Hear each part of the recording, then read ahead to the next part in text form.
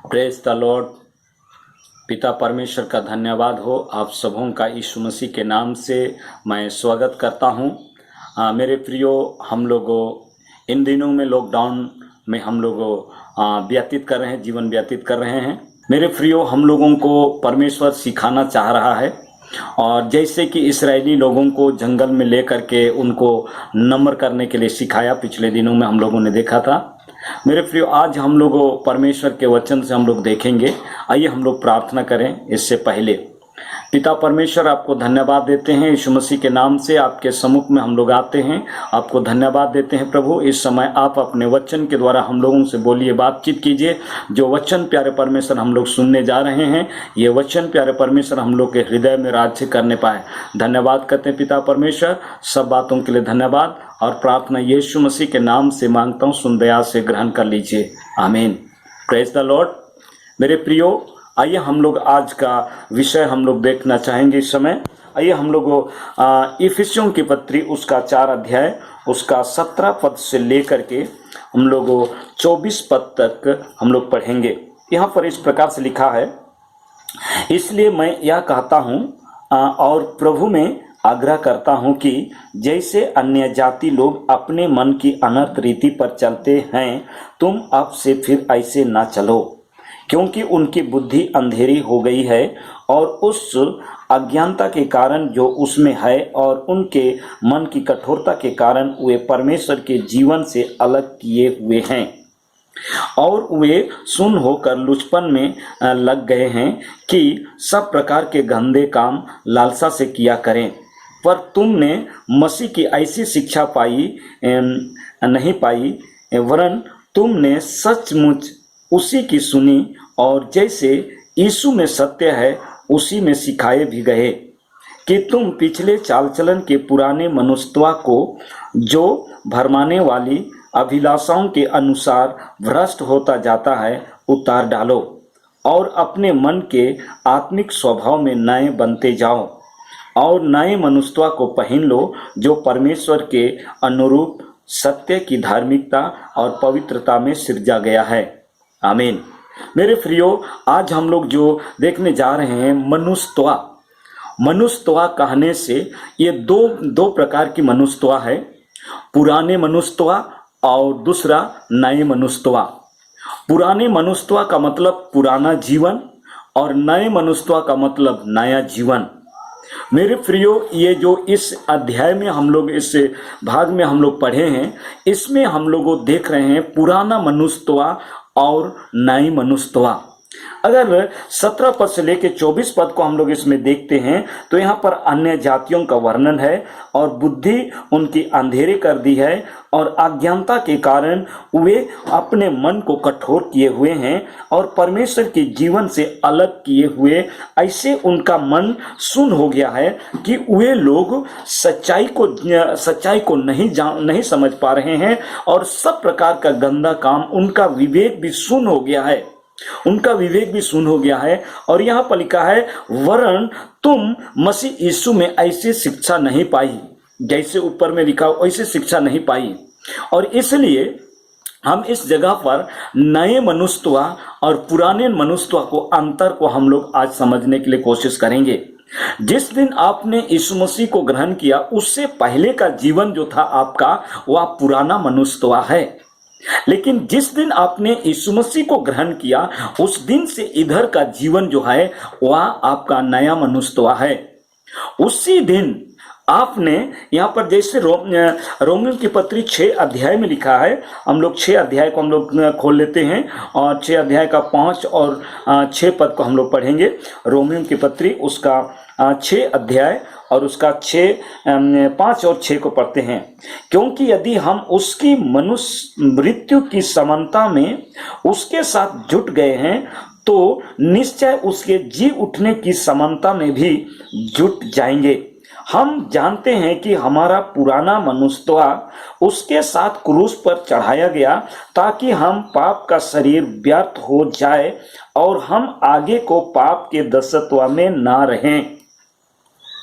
मेरे प्रियो, इस वचन को समझने के लिए कोशिश करें। पौलुस इस बात को कहता है कि हम उसकी मृत्यु की समानता में जुट गए। जब यीशु मसीह मरा तो हम भी उसके साथ में हम भी सहभागी हुए। और उसके बाद आगे यहां पर बताता है कि हम उसके साथ उसकी समानता में जुट गए। और यहां पर हम जानते हैं कि हमारा पुराना मनुष्यत्व जो है वो क्रूस पर चढ़ाया गया। पौलुस इस बात को बताता है कि मेरा पुराना मनुष्यत्व जो है क्रूस पर चढ़ाया गया है। अगर आज मैं जीवित हूं तो केवल परमेश्वर के लिए जीवित हूं, केवल परमेश्वर के लिए जीवित हूं। और यहां पर 10वां पद लिखा है, क्योंकि वह जो मर गया तो वह पाप के लिए एक बार मर गया, परंतु जो जीवित है तो वह परमेश्वर के लिए जीवित है। अगर आप आज जीवित हैं, मसीह यीशु में आप जीवित हैं, तो इसका मतलब आपका पुराना मनुष्यत्व जो है क्रूस पर अंत हो चुका है। और आप आज अगर जीवित हैं तो आप ये नए मनुष्यत्व में आप आए हैं। और नए मनुष्यत्व का अर्थ ये हुआ कि आप यीशु मसीह के वचन के अनुसार, परमेश्वर की इच्छा के अनुसार, परमेश्वर के आज्ञा के अनुसार आप जीवन व्यतीत करें। मेरे प्रियो, परमेश्वर आपको बुलाया है उस संसार से। पहले आप अंधकार में थे, पहले आप पाप में थे, आप पहले उन शारीरिक अभिलाषाओं में जीवन व्यतीत करते थे, लेकिन वहां से यीशु मसीह ने आपको बुलाया और आपको अपने पवित्र लहू से खरीदा। और खरीदने के बाद में आपको अपना बनाया उसने। और नए मनुष्यत्व, पुराने मनुष्यत्व को उतार डालो और नए मनुष्यत्व को पहन लो। यही तो एफिसी की पत्री में हम लोग पढ़े हैं। एफिसी उसका हम लोग 4 अध्याय में इसी बात को तो हम लोग पढ़े हैं। यहां पर हम लोग देखे थे, हम लोग देख रहे हैं 22 पद में लिखा है, 4 का 22 में, तुम पिछले चाल चलन के पुराने मनुष्यत्व को जो भरमाने वाली अभिलाषाओं के अनुसार भ्रष्ट होता जाता है उतार डालो। उसको उतार डालना है और अपने मन के आत्मिक स्वभाव में नए बनते जाओ और नए मनुष्यत्व को पहन लो, जो परमेश्वर के अनुरूप सत्य की धार्मिकता और पवित्रता में सृजा गया है। इसका मतलब हम नए मनुष्यत्व को जब हम पहनते हैं, नए पुराने मनुष्यत्व को उतार करके नए मनुष्यत्व को जब हम पहनते हैं, इसका मतलब ये पूरा पवित्र और धार्मिकता है।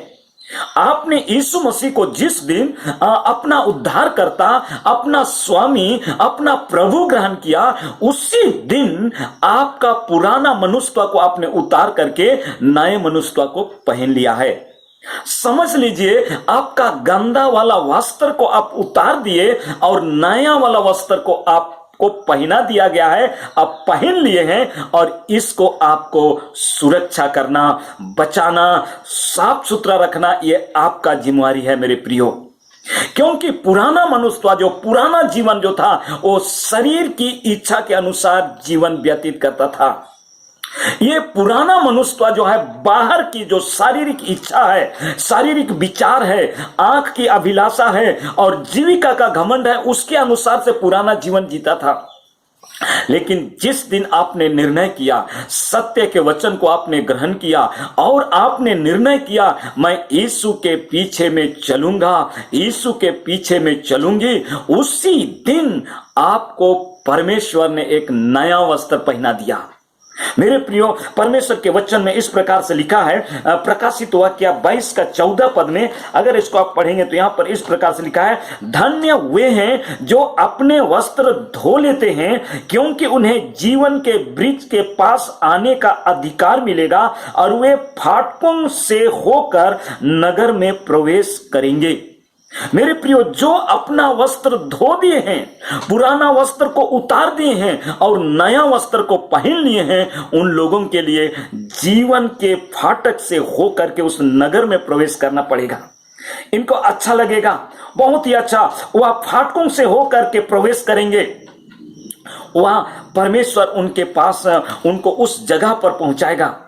हम देखते हैं रोमियो की पत्री उसका 12 अध्याय और उसका 2 वचन को अगर हम लोग पढ़ेंगे तो वहां पर इस प्रकार से लिखा है, हम जब पहले जीवन व्यतीत करते थे तो कैसा करते थे, लेकिन अभी जो हम कैसे जीवन व्यतीत करेंगे, यहां पर बाइबल बताती है 2 पद में, 12 का 2, रोमी 12 का 2, इस संसार के सदृश न बनो, परंतु तुम्हारे मन के नए हो जाने से तुम्हारा चाल चलन भी बदलता जाए, जिससे तुम परमेश्वर की भली और भौतिक और सिद्ध इच्छा अनुभव से मालूम करते रहो। मेरे प्रियो, नया मनुष्यत्व जो व्यक्ति को मिला है, जो व्यक्ति ने नया मनुष्यत्व को पहन लिया है, वो व्यक्ति परमेश्वर का उस अनुभव को प्राप्त कर सकता है। उनका मन नया होते जाता है और प्रतिदिन नया हो जाने से परमेश्वर की उस सिद्ध इच्छा और भौतिक और उस भली भांति से उसको अनुभव कर सकता है। मेरे प्रियो, आप अनुभव किए हैं या नहीं किए हैं? अगर आज भी आप अनुभव नहीं किए हैं, आज भी आपका जीवन पुराना जीवन है, तो उस पुराने मनुष्यत्व को उतार डालिए और नए मनुष्यत्व को पहन लीजिए। परमेश्वर आज भी आपको इंतजार कर रहा है। परमेश्वर आज भी आपको इंतजार कर रहा है। यहां पर परमेश्वर के वचन में लिखा है, हम लोग देखते हैं पहला पत्रस और उसका चौथा अध्याय, पहला पत्रस उसका चौथा अध्याय में बहुत स्पष्ट रूप से लिखा हुआ है, परिवर्तित जीवन। 2 पद से मैं पढ़ रहा हूं, सुनिए। ताकि भविष्य में अपना शेष शारीरिक जीवन मनुष्यों के अभिलाषाओं के अनुसार नहीं, वरन परमेश्वर की इच्छा के अनुसार व्यतीत करें, क्योंकि अन्य जातियों की इच्छा के अनुसार काम करने और लुचपन की बुरी अभिलाषाओं और मतवालापन, लीला क्रीड़ा, पियंकड़पन और घृणित मूर्ति पूजा में जहां तक हमने पहले समय गंवाया वही बहुत हुआ। हाँ मेरे प्रियो, पुराने समय में शायद आपका जीवन ऐसा था, लेकिन उसको आप उतार डाले। अब आपके जीवन में ये सारी चीजें नहीं होना चाहिए। ये व्यभिचार और ये लुचपन और ये लीला क्रीड़ा और ये मतवालापन, इन सब चीज को उतार डालिए अपने जीवन से और नए मनुष्यत्व को आप पहन लिए हैं। और नए मनुष्यत्व को जब आप पहने हैं तो शेष शारीरिक जीवन नए मनुष्यत्व के अनुसार व्यतीत करें, परमेश्वर की इच्छा के अनुसार व्यतीत करें। मैंने 2 बात आपको बताया, पुराना मनुष्यत्व और नया मनुष्यत्व। इसको आप समझिए, पुराना मनुष्यत्व पुराना जीवन है और नया मनुष्यत्व नया जीवन है। आप नया जीवन जब आप पाए हैं, ये नया जीवन आपका कैसा चल रहा है? अपने आप को जांचिए, अपने आप को सोचिए। यहां पर बाइबल इस प्रकार से बताई है और इसको हम लोगों को समझने की जरूरत है।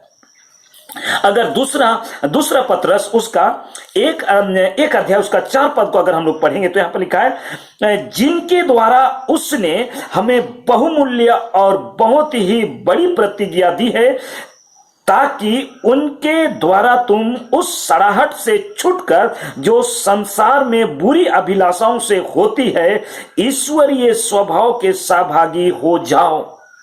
मेरे प्रियो, सड़ाहट से आपको बाहर निकलना।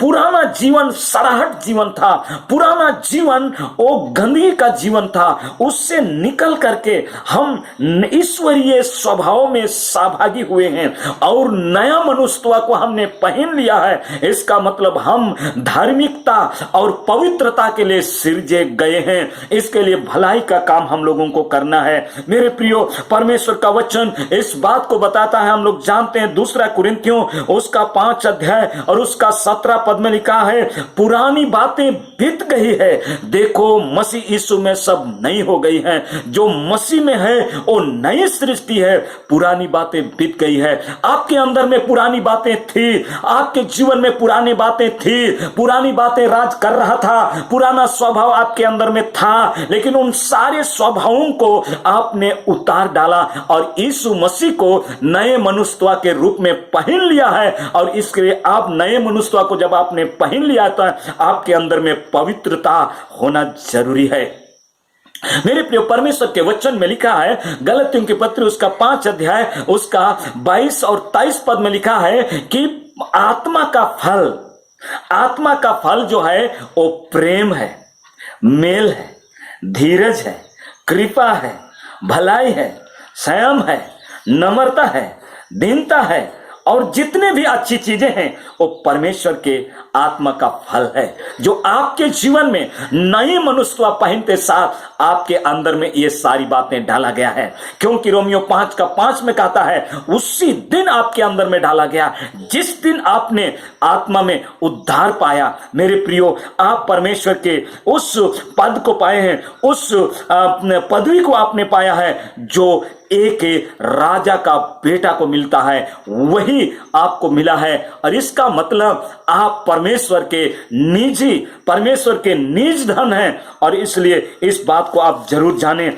और मैं आपको बताने के लिए चाहूंगा, गलतियों की पत्री उसका 2 अध्याय और उसका 20 वचन में इस प्रकार से लिखा है। इसको मैं आपको पढ़ करके सुनाता हूं। यहां पर इस प्रकार से लिखा है, मैं मसीह के साथ क्रूस पर चढ़ाया गया, अब मैं जीवित न रहा पर मसीह मुझ में जीवित है, और मैं शरीर में अब जो जीवित हूं तो केवल उस विश्वास से जीवित हूं जो परमेश्वर के पुत्र पर है, जिसने मुझसे प्रेम किया और मेरे लिए अपने आप को दे दिया।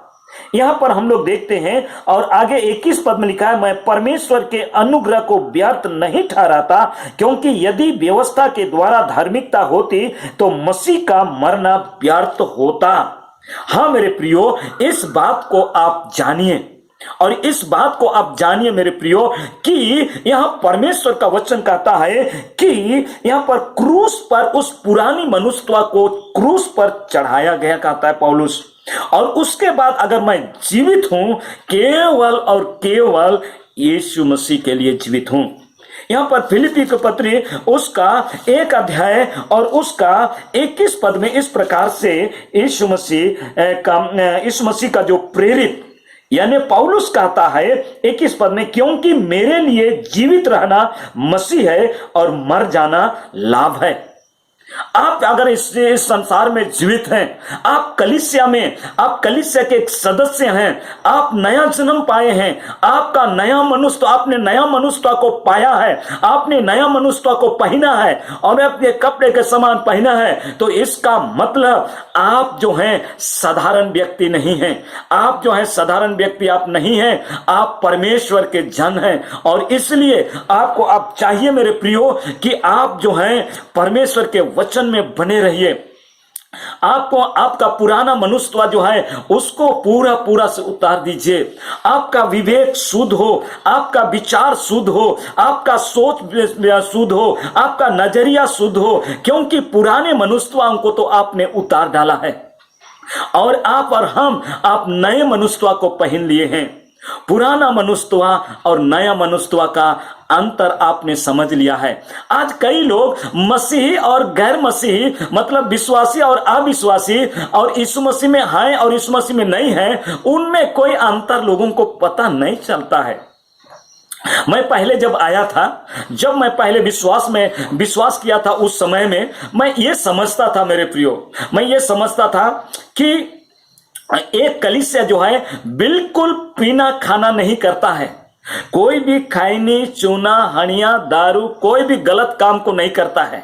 लेकिन दूसरा, मैं उसी जगह में कुछ ऐसे चर्च के उन सदस्यों को मैं देखा, वे लोग पीना खाना हनिया दारू बीड़ी सिगरेट सारा चीज करते हैं। मुझको अंतर बहुत जल्दी उस समय में समझ में आया, लेकिन आज मैं चलते देखने लगा कि परमेश्वर का वचन क्या कहता है। वो सारा चीज है पुराना जीवन, और उसको उतार डालें।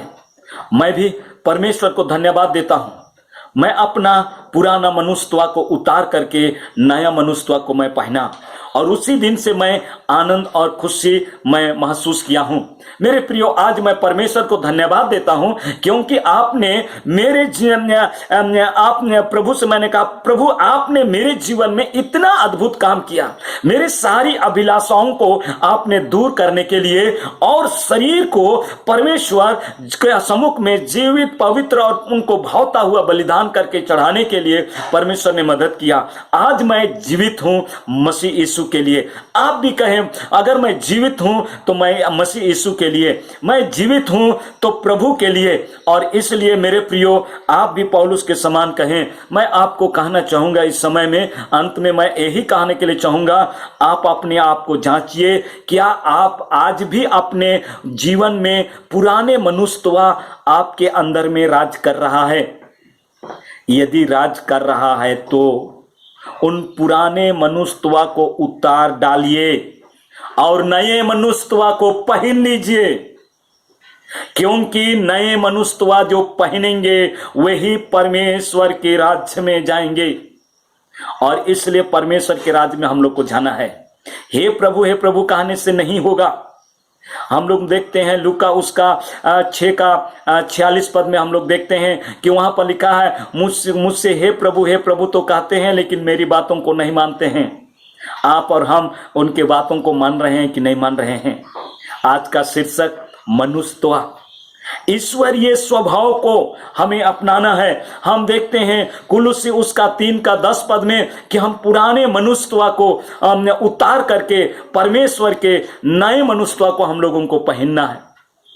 आइए हम इस समय विचार करें और हम प्रार्थना करें, प्रभु मेरे जीवन में अगर कोई ऐसी बात है उसको दूर कर दीजिए और मैं नए मनुष्यत्व और बाकी जो जीवन है नए मनुष्यत्व को पहन करके नया जीवन, परिवर्तित जीवन मैं जीना चाहता हूं। आइए प्रार्थना करें। प्रेमी परमेश्वर, आपको धन्यवाद करता हूं इस समय। आपने प्रभु इस वचन को इन भाई बहनों के बीच में बोलने के लिए आपने सहायता और मदद किया। प्रभु आपने इन भाई बहनों को आपके वचन को सुनने के लिए आप सहायता और मदद किया। प्रभु इनके अंदर में जो भी शारीरिक विचार है, जो भी सांसारिक विचार है, जो भी सांसारिक सोच है, उस सब को उतारने के लिए आप इन्हें प्रेरित कीजिए। पुराना मनुष्यत्व को क्रूस पर चढ़ा दिया गया है। आज अगर जीवित हैं तो केवल मसीह यीशु के लिए, ऐसा समझने के लिए, सोचने के लिए प्रभु आप सहायता और मदद कीजिए। एक के जीवन में प्यारे परमेश्वर आपका वो नया मनुष्यत्व प्रभु दिखाई देने पाए, जो प्रभु हर एक लोग देख सके, प्रभु आनंद ले सके। प्रभु हम आपको धन्यवाद देते हैं। प्यारे परमेश्वर सबों को बड़ी आशीष दीजिए, जबकि इन दिनों में हम लोग प्यारे परमेश्वर बहुत ही कठिनाई और मुसीबतों से होकर के गुजर रहे हैं। प्रभु ऐसे समय में भी आप सहायता और मदद कीजिए।